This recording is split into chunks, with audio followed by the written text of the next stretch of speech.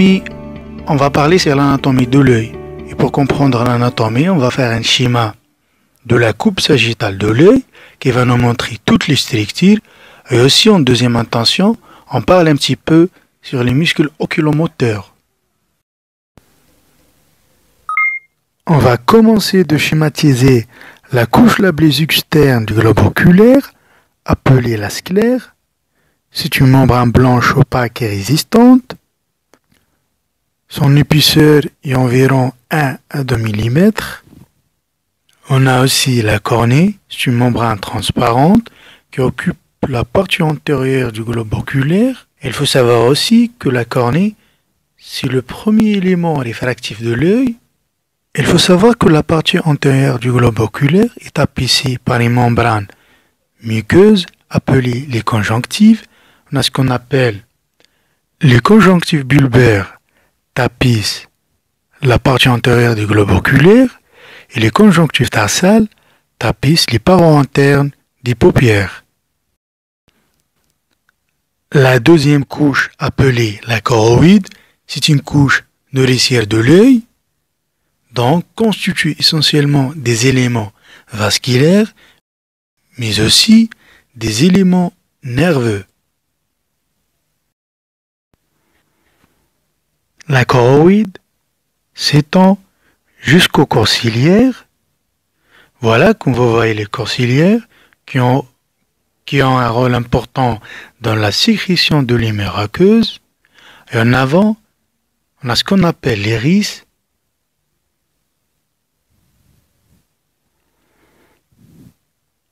C'est la partie antérieure de l'uvu, faisant suite au corps ciliaire. Il faut savoir que l'uvu constitué essentiellement de ces trois éléments, le corps ciliaire, l'iris et la choroïde. L'urus, c'est une membrane pigmentée qui est perforée en son centre d'un orifice appelé la pupille. On revient à la partie postérieure de l'œil, on a le nerf optique, puis la rétine, c'est l'organe sensible de la vision qui s'étend et recouvre toute la face interne de la choroïde jusqu'à l'ora serrata.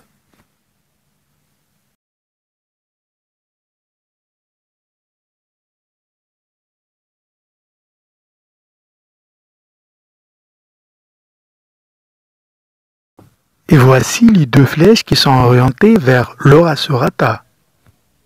Il existe trois zones particulières au niveau de la rétine. Premièrement, la macula, c'est la zone centrale de la rétine. La macula elle-même est centrée par une structure appelée la fovea. C'est une dépression centrale de la macula caractérisée par une densité importante de cônes où l'acuité visuelle est à son maximum.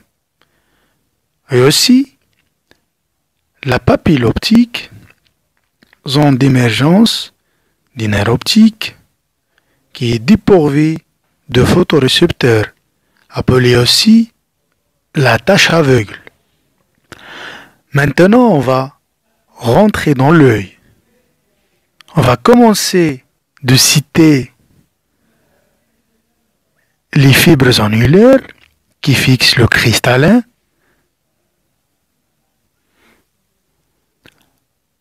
Le cristallin, c'est une lentille optique biconvexe de l'œil, constituant le deuxième élément réfractif de l'œil. Bien sûr, après la cornée, comme on a déjà cité. On a aussi le vitré, qui est délimité par une membrane fine appelée l'hyaloïde. Voilà. Et donc tapisse la face interne de la rétine. Le vitré est de structure gélifiée au centre et fibreuse en périphérie. Il faut savoir aussi qu'elle occupe presque la totalité du volume oculaire. En avant, on a l'humeur aqueuse qui est sécrétée par le corps ciliaire et absorbée au niveau de l'angle iridocornien.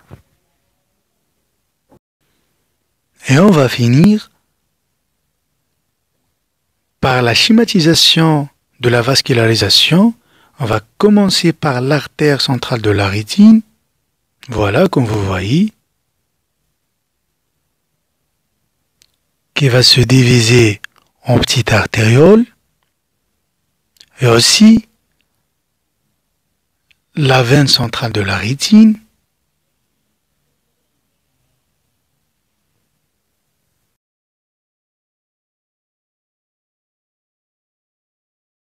Maintenant, on va parler sur le muscle oculomoteur. Il faut savoir qu'on a 4 parois, supérieure, inférieure, interne et externe,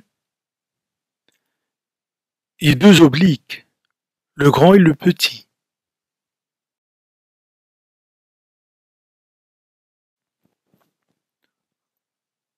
On va commencer de dessiner le grand oblique, puis le muscle droit supérieur, après le muscle droit interne et le muscle droit externe.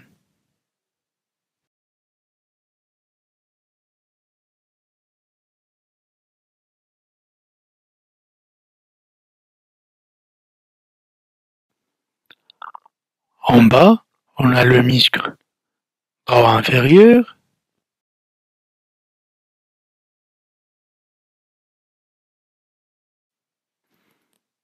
et à la fin, le muscle petit oblique. Et voilà, je viens de finir la vidéo. Merci beaucoup pour votre attention et n'hésitez pas de partager la vidéo avec vos amis et aussi d'être abonné sur ma chaîne. Merci.